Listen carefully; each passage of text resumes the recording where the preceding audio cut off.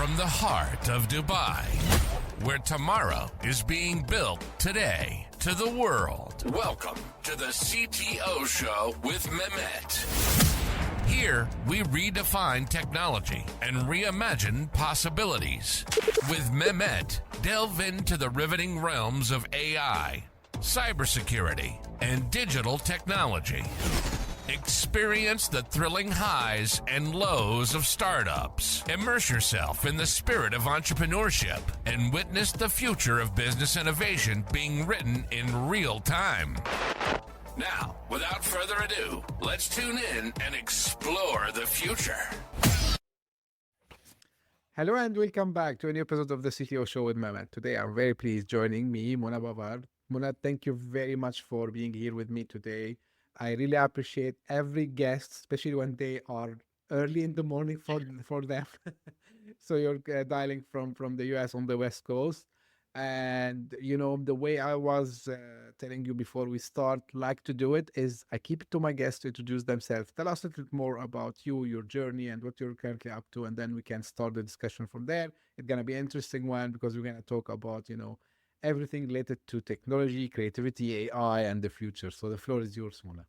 Perfect. Thank you, Mehmet, first of all, for having me and also for your patience with all the confusion that we went back and forth.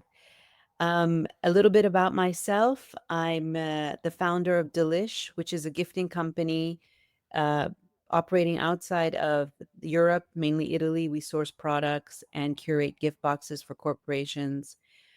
And that I started about 10 years ago. And recently, I started an AI agency because I saw how useful it was in my business when it came out.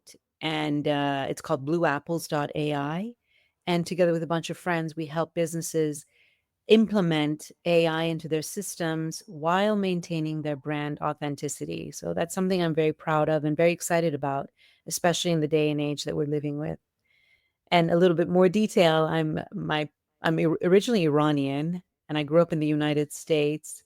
So I'm very happy to be speaking with someone that is in the Middle East and hopefully sharing a bit of our stories to inspire and maybe engage other listeners.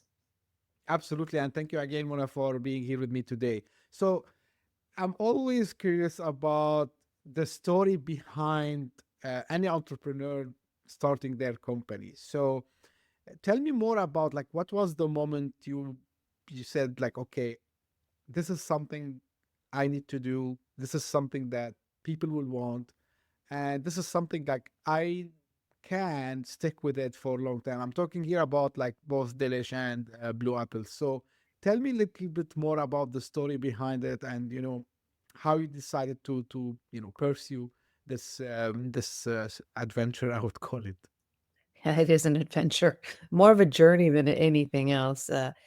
Delish started, and that's the beauty of when we know our brand story. Delish started as just an idea because before that I was living in Italy and I had a consulting company and then an import and export, and we worked a lot with Dubai, so I was back and forth all the time.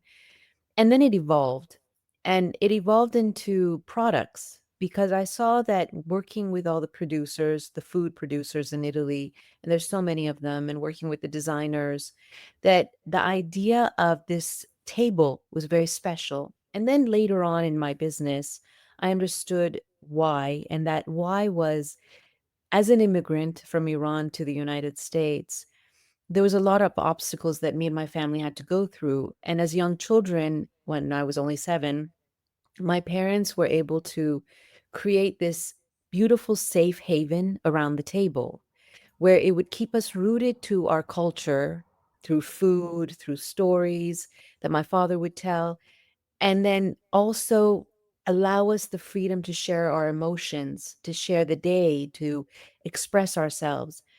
And so subconsciously going through life, and when I moved to Italy and I went to do my MBA, I realized that I was doing the same thing. So creating this world around the table where I would invite people and share.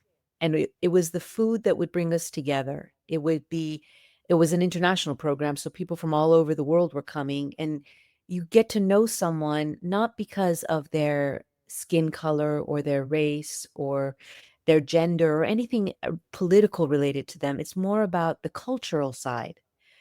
And so that bonding was familiar to me. And subconsciously, when I got, again, subconsciously, it's all subconscious. When I got to my business, becoming this journey of an entrepreneurship, I gravitated towards this food and design aesthetic. And I put these in a box saying this is a gift. And then when my brand story came out, I understood why I wanted food and design, because it was my world. It was where I was brought up. I was able to express, I was able to share, I was able to become the woman that I am today. And so I wanted to put that in a box and gift it. And then it expanded to corporate gifting. And so I'm very proud of it, very, very proud of it, as most entrepreneurs are proud of their creations, because it's a way of sharing a piece of yourself. And my world just happens to be gifting. So you're gifting also a piece of a story that always comes back to a person and it resonates, because you will understand. And in storytelling or in brands that communicate and we have an emotional connection with them, it's always the stories that resonate that we gravitate towards. And so I think that was the why for Delish, which led then Abs- to the why for Blue Apples. Absolutely fascinating story. And like this is one of the main reasons why I love to do also the podcast is, you know, to get out, these stories like yours, Mona. So we inspire like fellow entrepreneurs. And, what a beautiful way you described it, especially like bringing, people together, and from cultural perspective, what that means for us also as well. Now, being in a place where creativity is mainly everything, right? So you're in branding, you're in gifting, and we touched base a little bit about your work with AI. So some people now currently are like into two, I would say, campaigns. So, or like, let's say they are mainly divided. So some people, yeah, AI all the way, let's use AI. And some people are like kind of, hey, you know what, like this AI creativity thing, it's like actually killing creativity, because the AI goes and find like existing works and just like try to rework it. And some people, they find it like it's not authentic. What's your what's your take on that, Mona, especially from someone who's into the creativity? That's a perfect question, Mehmet, because that is exactly what's happening today. The fact that AI has become so accessible, and when I speak about AI, I speak about either content, platforms that we use for content creation. So Hmm. any LLM, from ChatGPT to Gemini to Deeps to whatever it may be, and then maybe uh, image generation. But getting to be authentic and not generic, I think, is the creative side. So I started Blue Apples with friends once we all saw um, how it was helping us in our businesses. So remember, we've done the work. Our generation, I'm speaking about myself and my friends. I started the world of entrepreneurship about 15, 20 years ago. So in this place, you still had to do the work. We still had to sit down and research a marketing plan. We had to do a business plan. We had to understand so many little details about our business that wasn't so easily accessible. Today, which is wonderful that there's so many entrepreneurs, but what they're missing is the fact that you need to know how you're going to connect with your audience. So it's very easy to say, you know what, I'm going to generate I don't know, I'm going to put out an energy drink. And with that energy drink, I'm going to sell it. I'm going to market it. I'm going to go on social media. I'm going to do this. I'm going to do that. And yes, you'll probably scale. You'll probably get revenues. You'll do whatever it is that you need to do. But the danger is you're going to sound very generic. And there's not going to be any kind of a competitive advantage that you'll have. And in the world of where there's everything, and I call it the world of everything, you're going to become just like everybody else. So, how do you differentiate yourself is through that emotional connection. Think about yourself and how you connect to the brands. So when you sit down in front of a chat GPT and you say, write me a blog or write me a script, and then it comes out, oh, I'm so thrilled, or let's weave the tapestry of this and that, and using the vocabulary, the LLM vocabulary that it uses that I like to say, it's going to hurt you. And there's no longer creativity. And that's going to take it away from you. And so you become the let's say the follower of the AI because you don't know how to manage it. So when I speak about creativity in this world of tech or in this world of entrepreneurship, for whatever it is that you're doing, you still have to do the background work. And the background work means sitting down, asking yourself why. And that's exactly what we do with our clients. As a human, we sit down and we say, why did you start this energy drink business? Why did you just start this gifting business? Why did you start the coaching consulting? And so you have to understand all of this. So then when the person, your target audience, sits down in front of you and they want to purchase or they want to be a part of your community, you then resonate with them. You then inspire them. You then make them want to be a part of it. And you can't do that. Unfortunately or fortunately, I don't know how we want to look at it. AI is not there today. And I don't know that it will necessarily be there anytime soon because there is that element of a soul that we all possess and we all put into the things that we love. And we start these journeys of creation, whether it's an entrepreneur, whether it's building a family, whatever it may be, with a piece of that, giving it our heart, giving it our soul, giving it our love. And so that is what I identify as creation. So you do have to take a little step back to learn that, to understand your why. But then once you know it, that's when it starts to fly exponentially. Yeah, Mona, when you were talking about, this couple of examples came to my mind, and I think people in general, me included, everyone. So we tend to do two things. So we tend usually to, be skeptic sometime. And the second thing, we forget a lot. So people now talking, this is my point of view, and I wanted to be like kind of a conversation with you. So people now who complains about like, hey, like people goes and just copy paste from ChatGPT or any other like AI tool. It reminds me, how many times we used to see brands, right? Back in the days, before even the internet, I'm old that enough to see that, where you see like another shop. It used to happen a lot when I was kid. So there is a famous shop that does like, let's say, perfect any like local meal, right? So someone opens and they just change the logo quietly, they change the name very quietly, and they try to imitate them. So because us as a humans, I think we want the shortcuts, we want something fast. So here where people, for example, today they go to ChatGPT or any other tool, I think they are looking for a shortcut for something that they need to get out. And this is where the creativity people, they say, yeah, this is not creative. For me, for example, when I use AI, I use it as a buddy, right? I just say, hey, like I have this idea in my mind, I'm thinking about it, like what are like my options, right? And then I have this back and forth like conversation with ChatGPT sometimes. And believe me, like the results are really fascinating. But I think we are like to be blamed for this. Correct me if I'm wrong, Mona. Like, what's your take on this? Because we seek always shortcuts. And when it comes to creativity, in my opinion, there are no shortcuts. Like you need to go and do your homework. You need to go and really try to get something that can fascinate the world. So for someone like yourself who've been experienced, like you did the entrepreneurship like for like so many years, what do you tell like fellow entrepreneurs about this part, like about not looking for shortcuts using any technology, AI included? That's a great question, Mehmet, and I totally agree with you.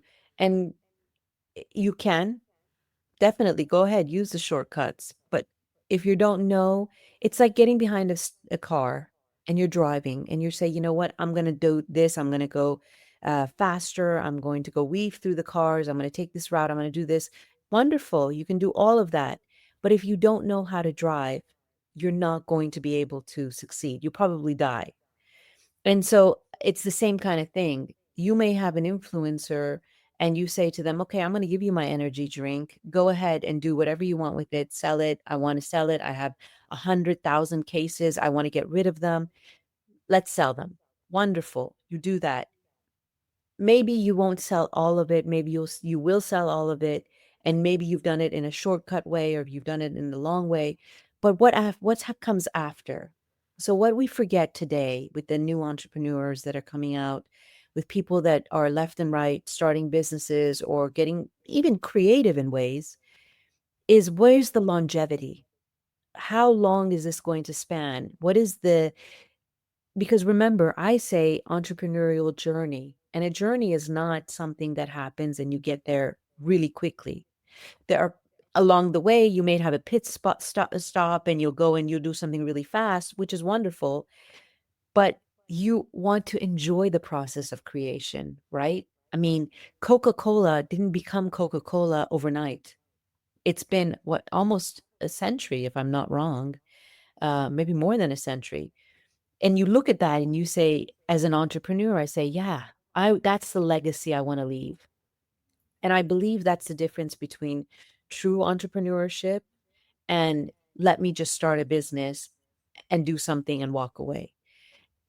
One thing that I'm grateful for, I'm a Generation X, and I'm proud to say I'm 53 years old, and I've worked hard at becoming 53.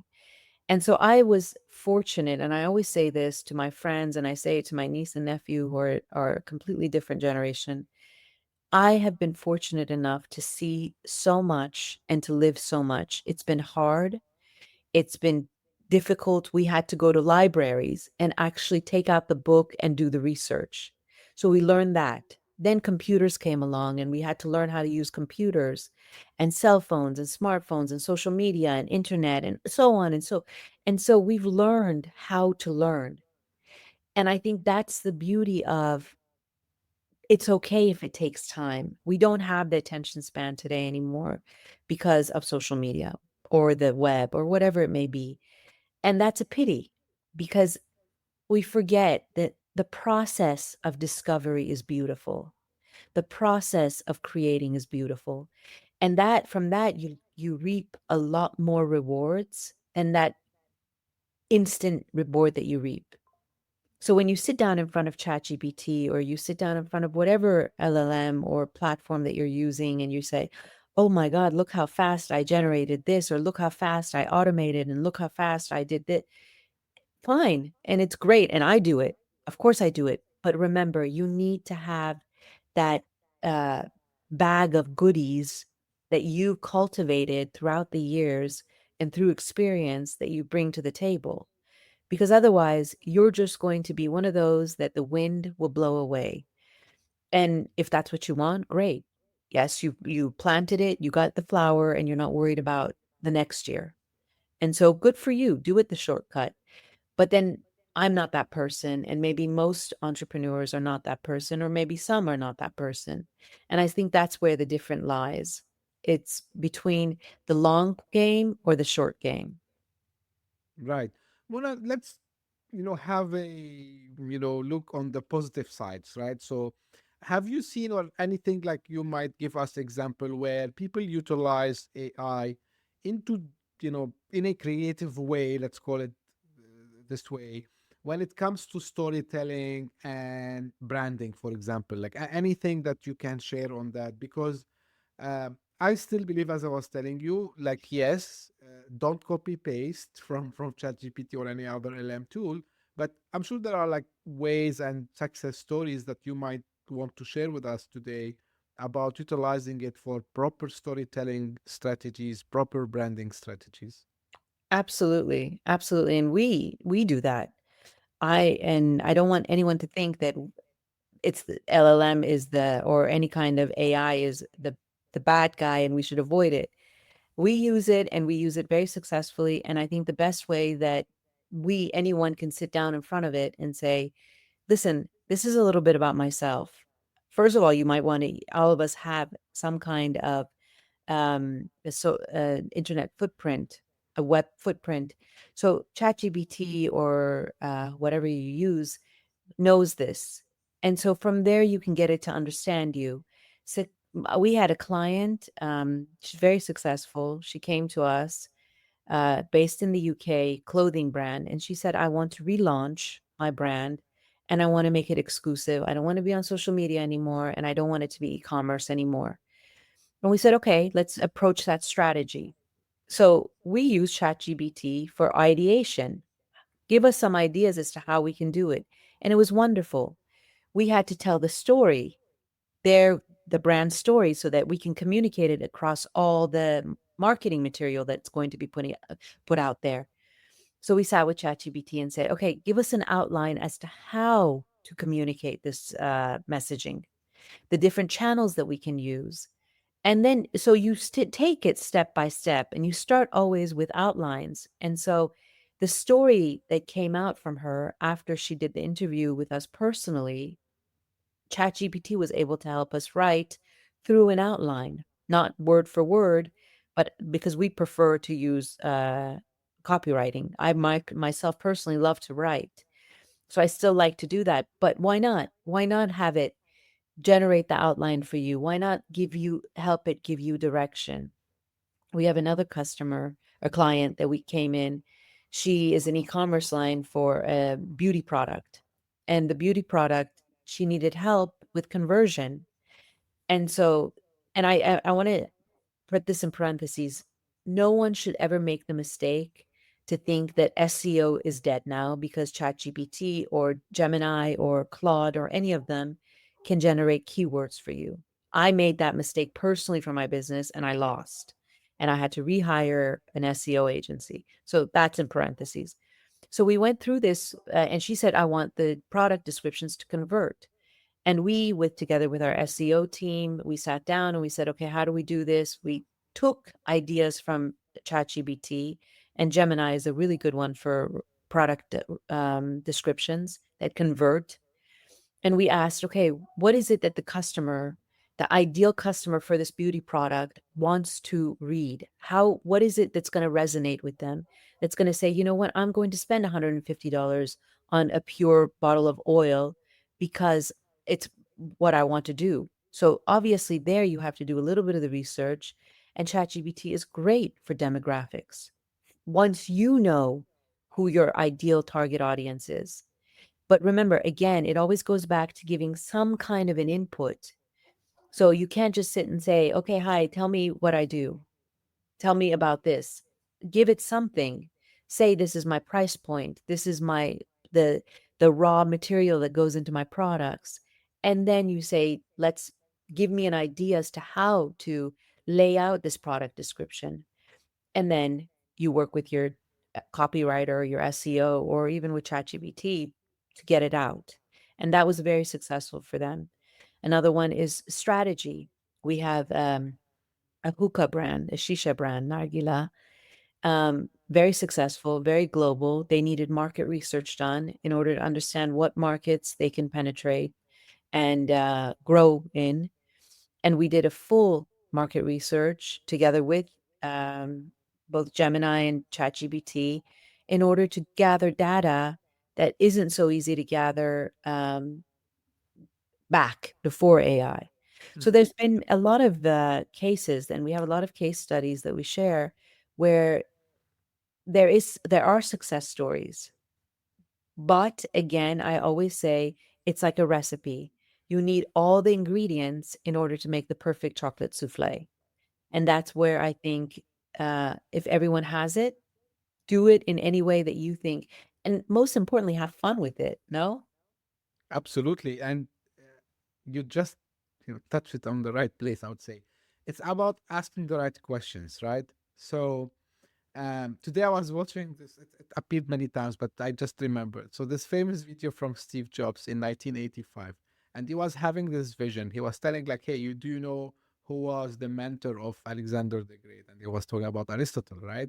And he was saying, imagine if you can go and ask, and of course I can ask, but imagine that if someone answers in Aristotle way. And I think the AI today is kind of course, not only Aristotle. So the the LLM are so powerful because I think all the knowledge of humanity, which is sitting somewhere, right? It's been like trained on this data for years. They've been working on it for years. So now it's in our fingertips. And then, I related this to what you said now because about the context, about giving the right context. So even if today I have by my side, the greatest mind of the world, even if Steve Jobs were alive and he's sitting now, next to me on this chair, if I don't ask the right questions, say, hey, dude, what you're doing here? Like, what do you want from me, right? So I need to ask the right questions. And I think all starts by asking the right questions, AI included, because AI is actually all the data of humanity almost. I'm not sure how far they have ingested there, but of course it seems they invested heavily in training the models and having a lot of data there. And to your point, Mona, I think this is where the creativity comes up. If we have to be creative in asking questions, and I think people forget something very important. Like every inventor, every entrepreneur, they started by questioning. They ask why it's done this way, why we have to do it this way. And then you go and, like you start to try to find out solutions, you try to be creative. And I think LLMs are just, as you said, tools for us. When, to your point, like for me, it's like a magic because, yeah, I wish I had it when I was in school because I'm sure I would do like much more cooler things with it. But but anyway, not never too late, never too late.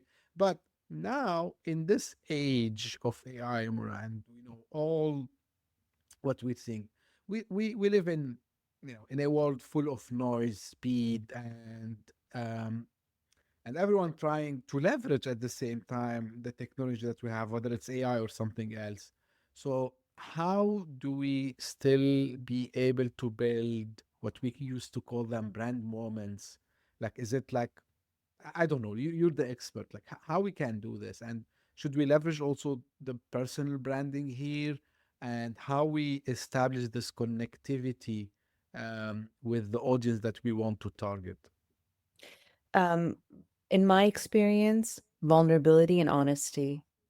The brands that we resonate, think about it for yourself. The brands that you resonate and go towards and you become a part of their community are the ones that are authentic. And by authenticity, I mean a part of themselves. They share a part of their vulnerability, their story, for me, it was very difficult to share my story about being bullied as immigrants or the trauma that we went through or the hardships me and my family went through as immigrants in the early 1980s, late 70s when we came to the United States.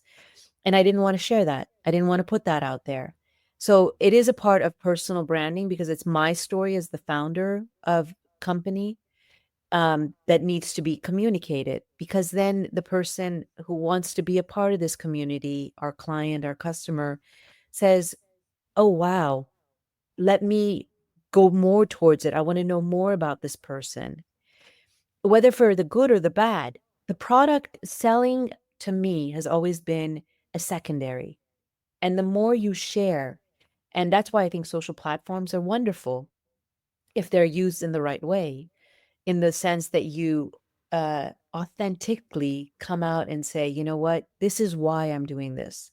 This is what this is all about. And we always tend to trust brands that do that, trust people that do that, that are not afraid to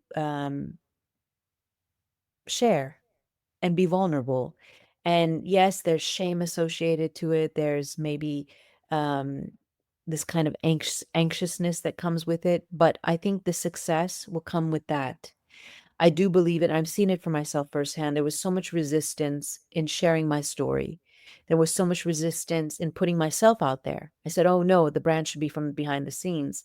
But you mentioned Steve Jobs. I mean, the first thing when we see that Apple logo is Steve Jobs, and you see the man, even today after years of his death. So I think it's one of those things where the founder should be out there.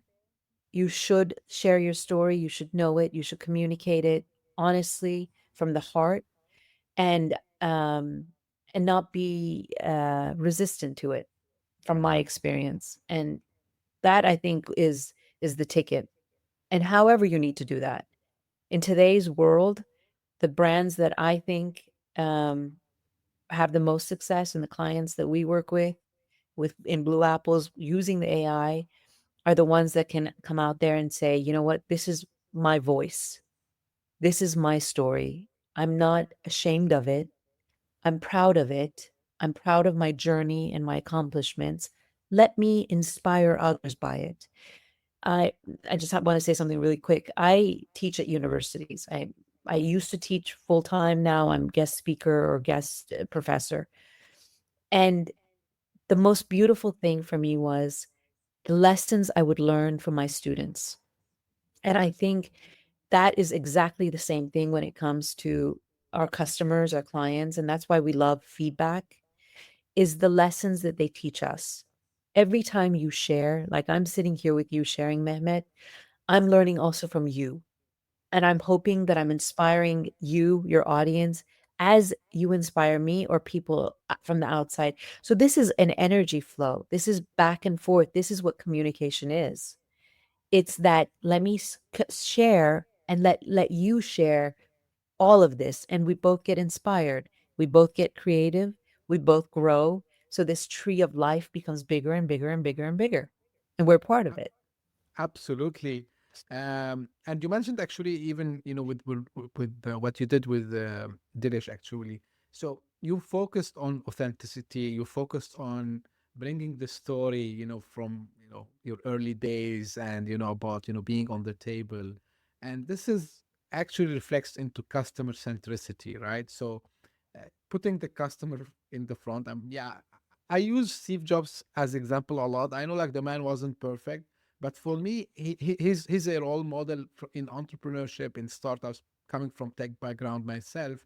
So I give him as an example a lot because, there's a lot of things that still apply still today. And he always was also fan of this customer centricity, the storytelling, and, the way that he used to, you know, I would say focus on the problem and why this problem should be solved. And then after that, he do the wow moment of introducing a new product, whether it was the iPhone, even before, like people forget about even the older products. But anyway, to your point, the second thing um, about uh, inspiring people, and this is exactly, people ask me like, what do you get out of this podcast? I said nothing. I mean, okay, if you're asking me from money wise, I don't think about it. For me, I wanted to do an impact somehow, and I found like podcasting is my thing because I really enjoy it. Plus, I tell them my biggest win from the podcast as a host is I get free lecturing from best people, at least for 1 hour or so. And imagine like every time I speak with someone like you, Muna, like you have all this experience. So imagine how much I learn from you, to your point. And then as I put that outside on all podcasting platforms, so if I say, okay, if one person only listen to this and they get inspired, I feel myself, I fulfilled my mission, right? Of course, I wish to get impact on more people, but 100%. And this is why, for me, it became not only as a media presence, it became for me kind of a school where I'm learning with students, let's put it this way. And again, like every time I have someone like you, Muna, like I feel like, yeah, I should continue to do this because, there are awesome people all over the place in all, countries that we need to bring and let them inspire other people. But of course, we're going to continue a little bit with you here, Muna. So I've seen something while preparing. I was looking for the profile, and you mentioned something which attracted me. You said the future doesn't need another algorithm; it needs soul. And you mentioned a little bit up in the beginning about soul when it comes to ChatGPT. What does it mean? Uh, Wonderful. Um, exactly that when it comes to so much in the world today, we have so much, um, a little bit overwhelming, much of stuff, whether it's information that's being fed to us or products that we're consuming from anything, take it any genre. Restaurants are popping up left and right. Um, replications of products that are there, and this um, stress of choice, everything that is sometimes overwhelming, not sometimes, most of the time overwhelming, and you don't know what to do with it. I think it's nice to center. And I'm not woo. I'm not at all that person that says, go and meditate and go and do this and go. No, I'm not saying that. I'm talking purely from a consumer uh, business aspect where you say, even there, it's true that there are businesses that pop up and we say they're heartless and they don't care. And maybe that does happen because you're scaling or because of whatever reason. But there are businesses out there that do. There are companies out there that have the soul. And by that soul, I mean that reason why you started it. So if you maintain that, and it ends up happening a lot where you sell a part of your business, the bigger companies come in and then they want to redo something about it. And that often that soul is gone. So we say, oh, new management came and the food doesn't taste the same. Oh, you know what? I used to buy from this company. The material used to be so much better and now it's not. Because why? They want to obviously scale and the margins to go higher and all that. So that's the part I'm talking about where you can do all of that stuff, but don't forget your why. Don't forget why you started it. Be transparent, communicate, share it. The algorithm is great. It's there and we're always chasing it. Don't worry about chasing it. Just focus on why. Let your heart, and I say this honestly because I was, and maybe from time to time I am that person where that fear comes in and you're like, oh no, I'm falling behind. Look at what happened when OpenAI put out ChatGPT. How scared was Google? Google, this big giant, is like, oh no, I'm falling behind.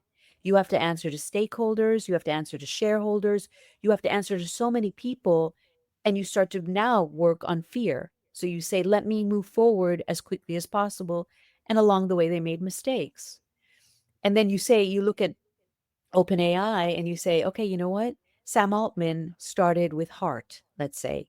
He started with that purity of authenticity of why I'm doing this. And he was focused like a horse that has its shields on. And you go and you see, this is my objective.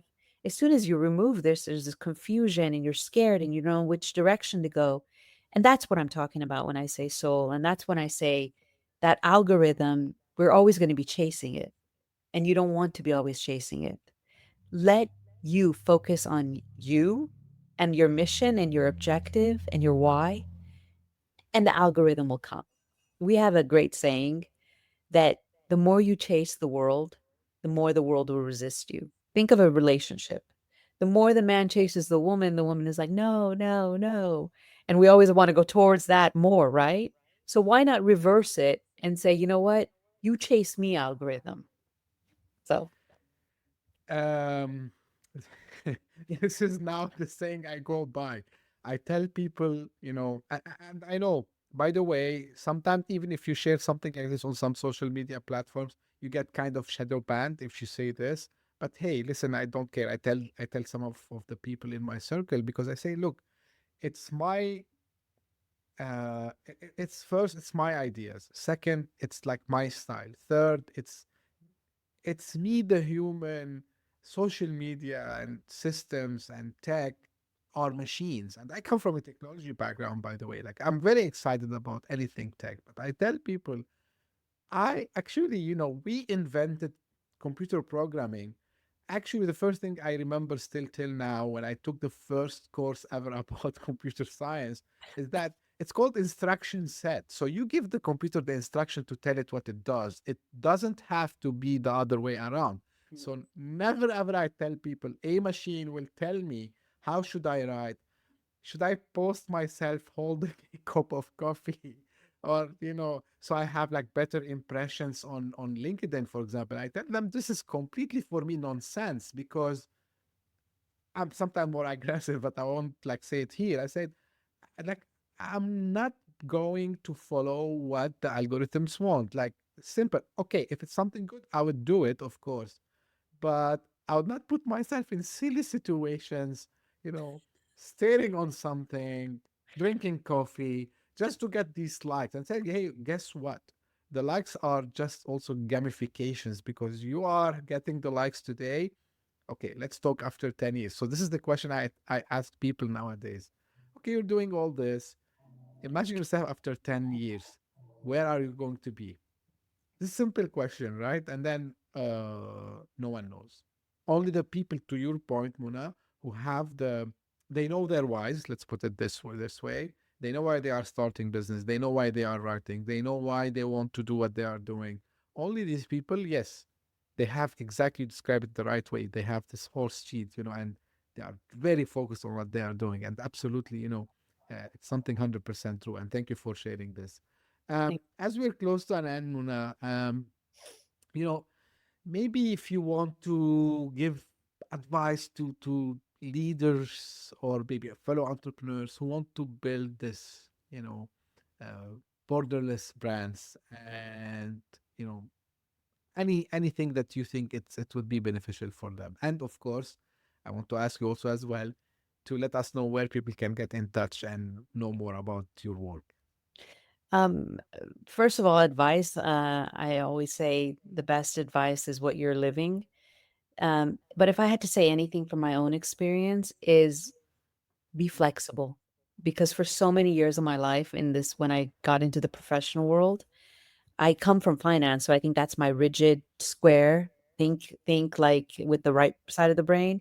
So don't be afraid. Don't be afraid to explore, even if it means sitting down in front of ChatGPT. It's a great tool for bringing out creativity, and it helped me a lot.